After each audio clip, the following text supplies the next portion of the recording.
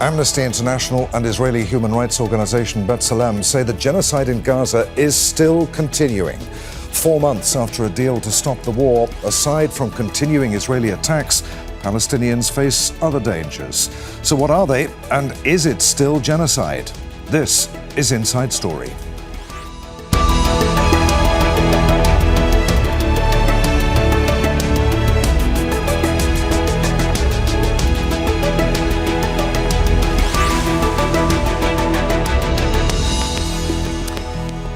Hello, welcome to the programme. I'm Adrian Finighan. Israel's genocide in Gaza is not over. That's the view of Israeli human rights organisation B'Tselem and Amnesty International. Since the ceasefire deal brokered by US President Donald Trump in October, world attention has largely shifted away from Gaza. But in that time, Israeli attacks have continued to kill Palestinians, while new restrictions have brought further hardships. New registration requirements have effectively meant a ban on NGOs, including aid agencies, the lifeline for many. Severe restrictions on medicines and travel outside the Strip for critical medical treatment remain in place. An independent UN investigative commission concluded last year that Israel is committing genocide in Gaza. It found that Israeli forces committed acts aimed at destroying Palestinians as a group, killing and causing serious harm, and deliberately creating conditions intended to bring about their physical destruction. So, is that still happening today? We'll discuss that with our guests shortly, but first, a report from Joel Evans. Since the start of the ceasefire in October 2025, international attention has shifted away from Gaza. But more than 4 months after it was agreed, Palestinians continue to be killed, while Israeli restrictions still affect the lives and health of the people across Gaza. On Wednesday, the head of Amnesty International, Agnes Callamard, posted online saying, "The Israeli genocide has not stopped. This would require a stop to all genocidal acts and clear evidence that there was no evidence of genocidal intent. This would also require initiating justice and accountability for all victims. We are very, very far from such a situation." A report published by the Israeli rights group B'Tselem outlined the dire situation in Gaza and highlights Israel's actions since the US brokered ceasefire came into effect. In January, Israel halted the operations of 37 humanitarian aid agencies.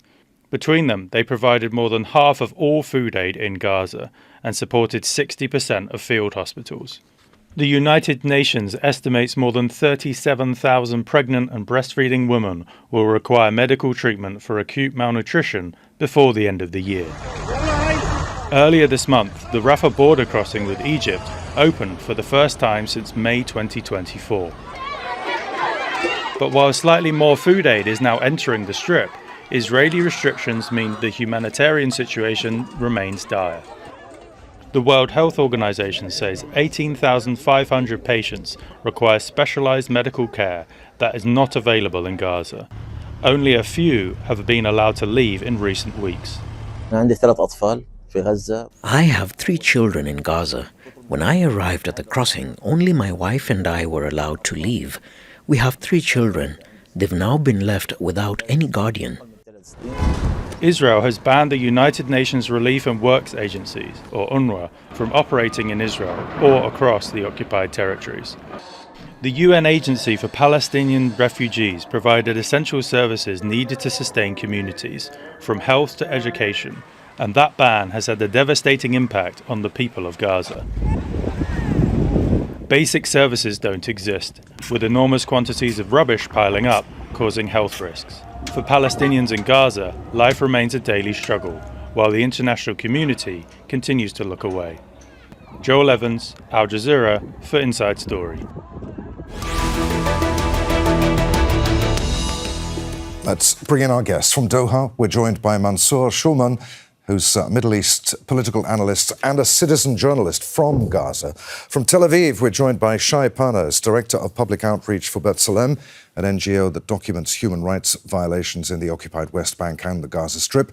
And from the Canadian city of London, Ontario, we have Michael Lynk, Professor Emeritus of Law at Western University, a former UN Special Rapporteur for Human Rights in the occupied Palestinian territories. Gentlemen, welcome to you all. Mansour, let's start with you. For people still inside of Gaza, what does daily life actually look like now? Has anything meaningfully improved since the ceasefire began? So since the supposed ceasefire began, over 600 civilians were killed. Around 50% of those were children, women, and elderly. Over 1,800 have been injured, again, mostly women, children, and elderly. Aid is still restricted to go in. Less than 40% of what is allowed on a daily basis as per the agreement is only allowed to get in. And most of it is not aid, it is more on the business side of things.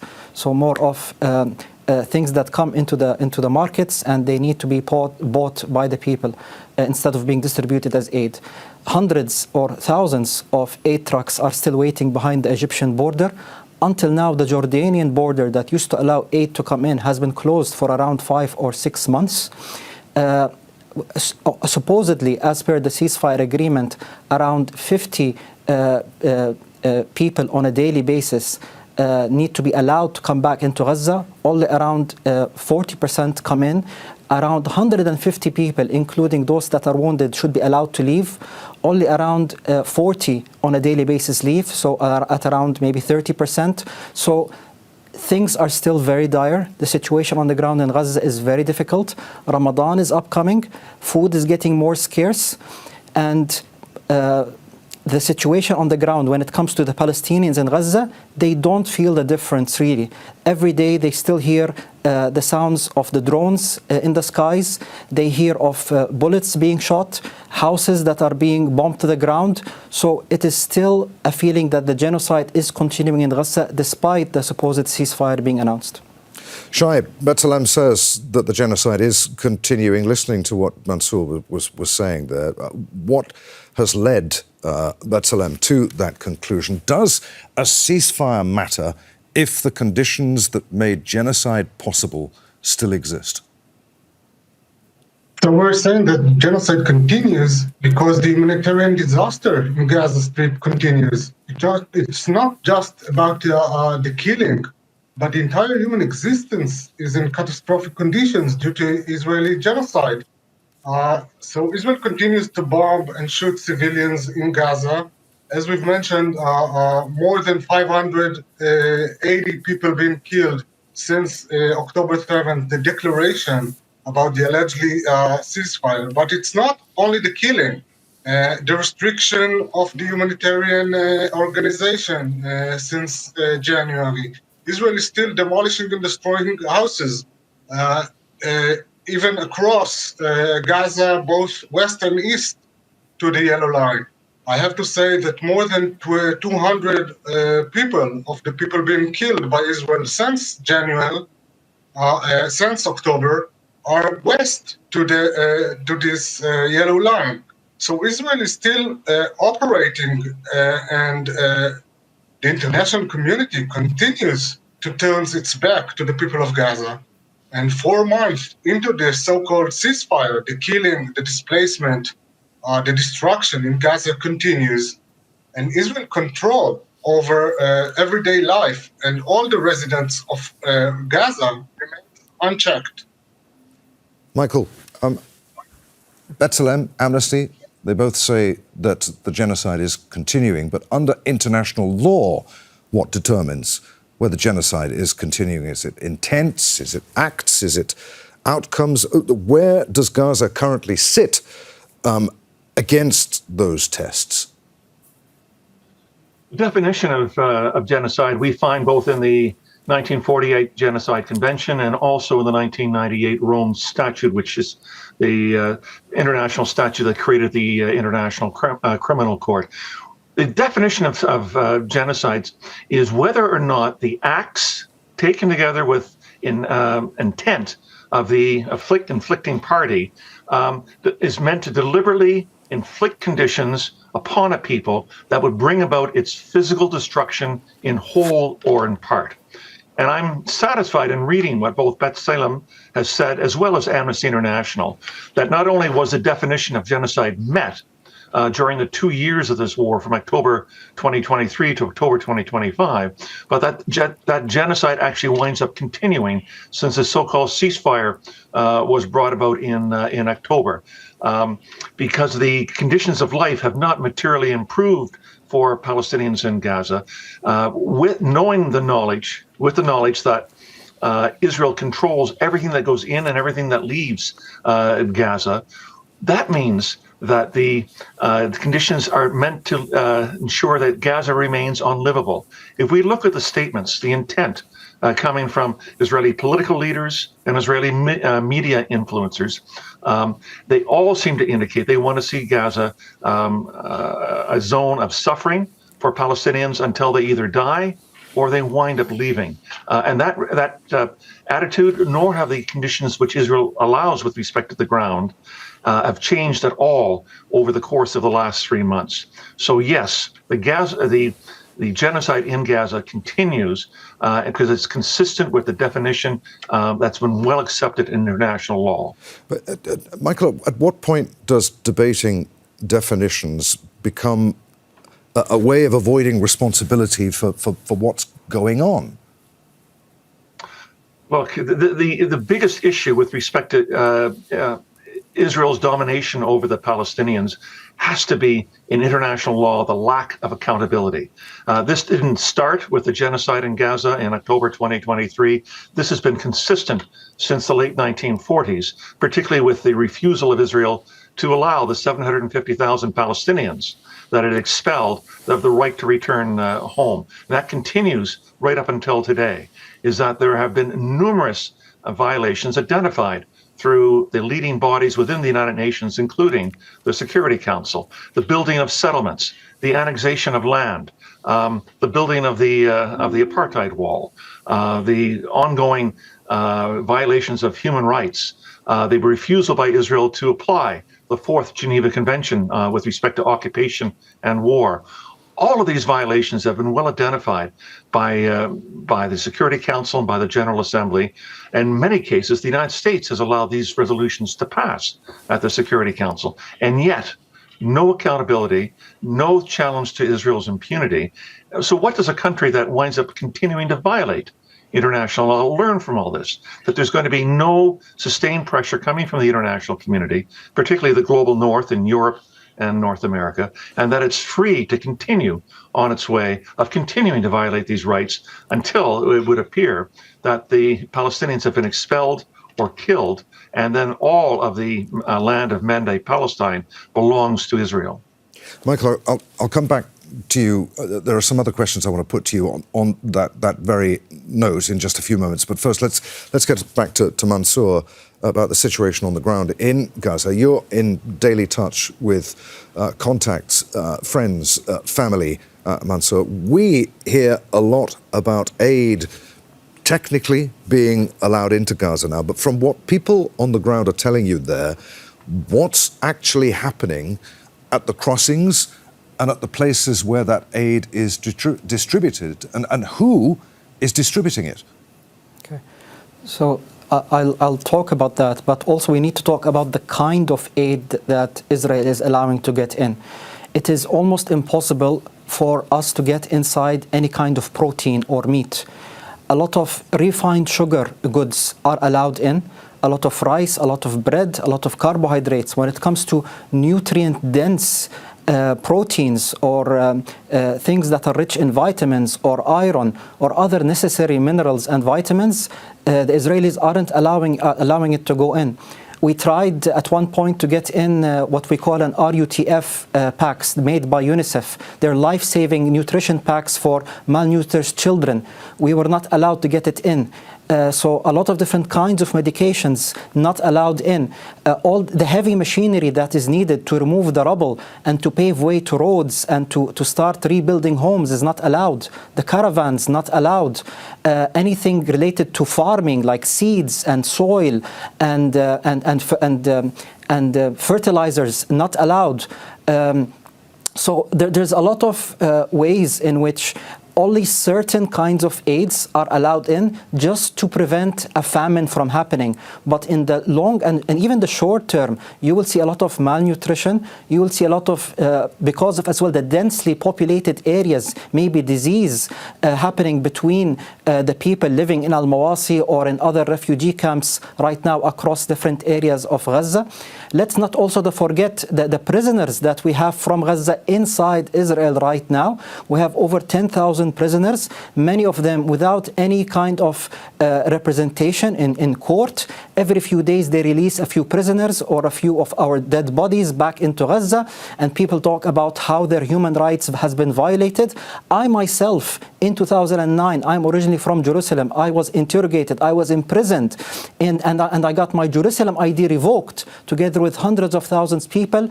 We cannot forget what's happening in the West Bank as well. The West Bank didn't do October the 7th, but look what they're doing there.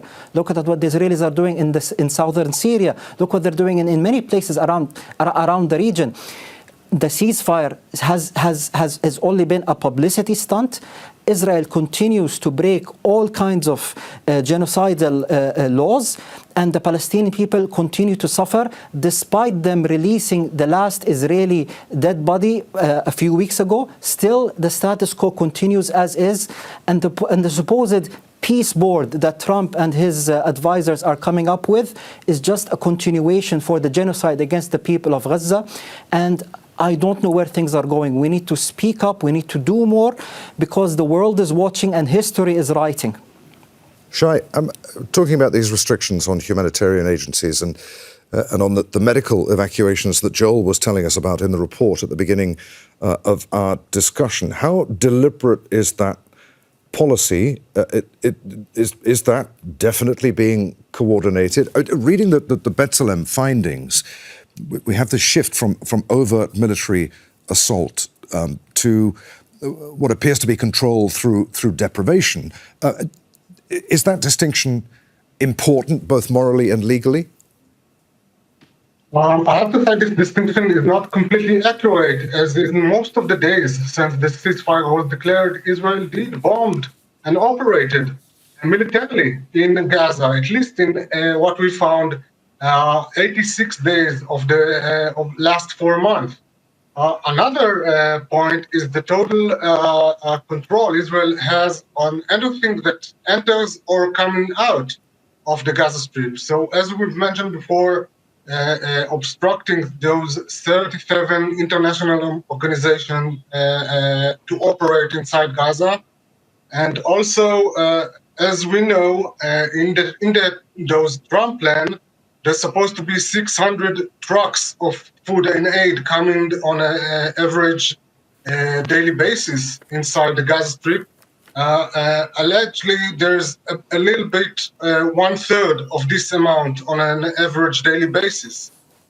Also, the Rafah crossing was opened for the first time this last week since May 2024. While more than 18,000 people from Gaza wait for life-saving treatment, Israel allows only a handful coming out of this crossing, while also people who are crossing telling about humiliating interrogations, even arrests of elderly and women. Israel controls everything that's being done, and we have to understand that everything that Israel is committing in Gaza, or as previously said, in the West Bank and inside Israel torture facilities or prison system, is a policy. Israel has a very strong military, and even though the society is divided upon several issues, Israel is an organized country. Everything is happening for a reason, and everything is at least in the spirit and in the direction of the Israeli government. Michael, mass killing may have reduced, is the word I suppose we could use. As we've been hearing, though, deprivation, displacement, denial of medical care, all of that continues. Are you, as a former UN Special Rapporteur for Human Rights in the occupied Palestinian territories, satisfied that genocide is continuing?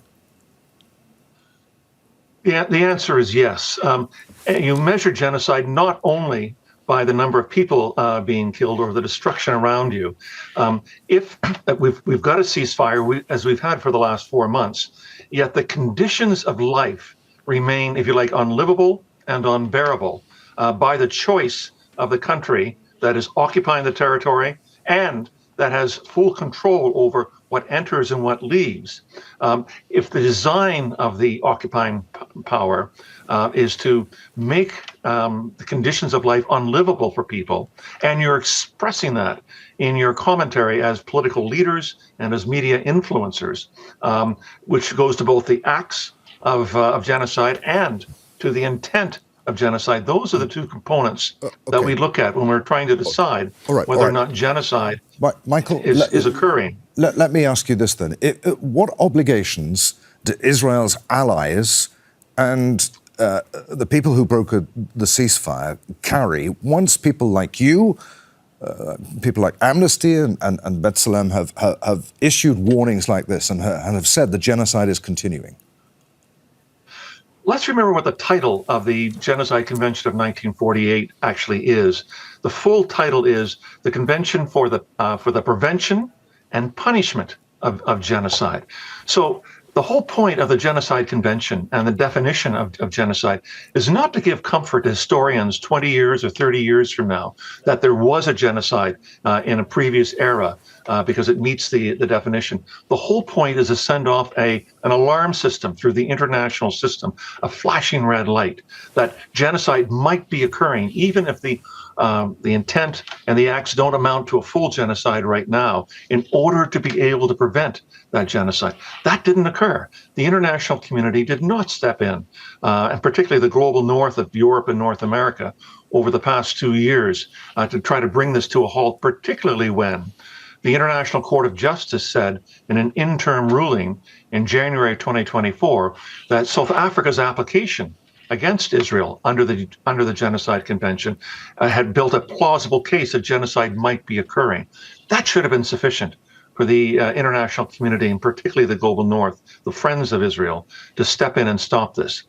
What needed to occur and what needs to continue to occur is to cut off the arms sales to Israel, to make it impossible for it to continue to do what it's doing, both in the genocide, but also in the ongoing illegal occupation of the Palestinians as well. We have a resolution passed with respect to arms sales and stopping them from the Human Rights Council of the United Nations. We have a number of international human rights organizations, including Amnesty, which have said, stop the arms sales to Israel. Those are the decisive acts. It doesn't help simply to say, tuss Israel. Everybody should be obeying international law. If international law is being breached and violated, particularly with respect to genocide, known as the crime of crimes, then there is a fulsome obligation to step in, or those countries themselves may be deemed to be complicit in genocide, which is also illegal under the Genocide Convention. Mansour, when the world hears the word ceasefire, there's an assumption of safety. It's obvious that the people of Gaza are not safe still. They're just less visible because the media spotlight, now that there is a ceasefire in place, has moved on. What is your message to people watching or listening to this discussion? So when I meet right now with the people from Gaza, for example, that are residing here in Doha, whenever they hear an airplane above them, it reminds them of the drones that kept hovering above them and at times shooting down, and the suicide drones that kept hitting the tents and the hospitals that they were staying in. This is for people who left Gaza and are in a safe place in Doha. So how about the people inside Gaza, the children, the women, the elderly that continue to endure every day having these drones hovering above them, hearing the bullets, the fires, the bombs. And not only that, right now, Israel is enabling militias that they are paying for behind the yellow line to go inside Gaza and do some of their dirty work, even when it comes to playing with the economy and the markets and trying to take over some crucial areas inside Gaza. So Israel, like your guest said, everything they do is by strategy. Everything they do is they're planning for the long term, and they are still strategically and technically doing genocide in Gaza. Mansour, I'm sorry to move on. We're rapidly running out of time. Shai, what evidence would those still unconvinced need to actually see to be convinced then that genocide is continuing? And who's responsible for collecting that sort of evidence? It's not just organizations like B'Tselem. There is a lot of people still working on the ground. We can also mention there's more than 200 journalists being killed by Israel in Gaza. And these foreign journalists who are in Israel are not allowed for more than 2 years to enter Gaza, even though there's supposedly a ceasefire. Israel doesn't want anyone from the outside world to see the crimes it's committing on Gaza, even though there are many brave people, professional or just activists all over Gaza doing the best they can to document and to show all over social media. Okay. Right now, we don't think that the issue is the testimonies, because even the Israeli army soldiers are in many cases publishing their conducts happily of what they're doing all over social media. The problem is that the international world, international community doesn't want to act upon the knowledge and the information they already have. I'm sorry to interrupt you as well. As I said, we've got about a minute left, Michael. If Gaza has moved on, as it appears to have, from relentless bombardment to slow suffocation, and the world seems to accept that as well, that's post-ceasefire, what does that say about the credibility of international law and who ultimately is going to pay the price for that failure? Well, in the short term, it's going to be the Palestinians, both in Gaza, but also elsewhere where they live in Palestine and beyond, who pay the price for the ignoring of international law. The whole point of creating international law and the international rule of law is to check power. That's the whole point of why we've created it. It's to ensure that the powerful cannot decide that might is right, but that we have to live by rules, particularly the rules of human rights and humanitarian law. And if that gets forgotten, then we're headed for a very dark place. There, gentlemen, I'm afraid we're going to have to leave it. We're out of time. Many thanks indeed to you all. Mansour Shouman, Shai, Parnes, and Michael Lynk. Thanks for watching. You can see the programme again at any time by going to the website. That's at aljazeera.com. For further discussion, join us at our Facebook page at facebook.com/AJ Inside Story. And of course, you can always join the conversation on X. Our handle there at AJ Inside Story from me, Adrian Finighan, and the team here in Doha. Bye for now.